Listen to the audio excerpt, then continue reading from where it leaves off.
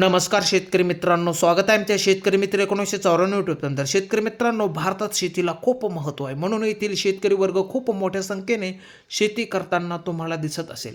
तर शेतकरी मित्रांनो, आज आपण मक्याच्या विविध वाणांबद्दल सखोल माहिती बघणार आहोत. तर शेतकरी मित्रांनो, असेच शेतीविषयक नवनवीन व्हिडिओ बघण्यासाठी आमच्या शेतकरी मित्र चॅनलला जर सबस्क्राईब केलेलं नसेल तर सबस्क्राईब करा. तर चला जाणून घेऊ. शेतकरी मित्रांनो, वाण आहे गंगा हायब्रिड 101. हा मक्याचा एक संकरित वाण आहे, जो उशिरा पिकतो, ज्यामध्ये पिवळ्या रंगाचे अर्धचमकदार दाणे असतात. मित्रांनो, या वाणाच्या पिकाचा कालावधी साधारणपणे 100 ते 105 दिवसांचा असतो आणि तो मध्यम व्यवस्थापनातही चांगली वाढ देतो. शेतकरी मित्रांनो, हे पीक सिंचन आणि पावसावर आधारित दोन्ही पद्धतीने घेता येते. शेतकरी मित्रांनो, गंगा हायब्रिड 101 मका वाणाचे सरासरी उत्पादन साधारणपणे 30 क्विंटल प्रति हेक्टर आहे.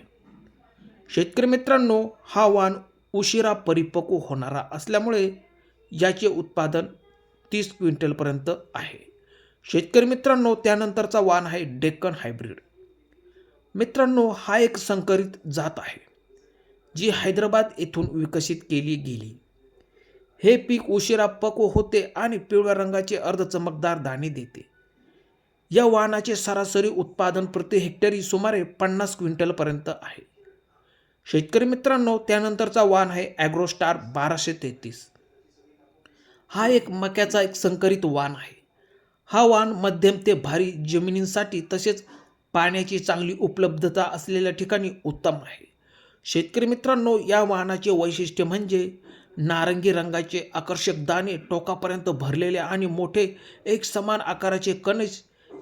या वाणापासून उच्च व्यवस्थापनाखाली अधिक उत्पादन मिळते.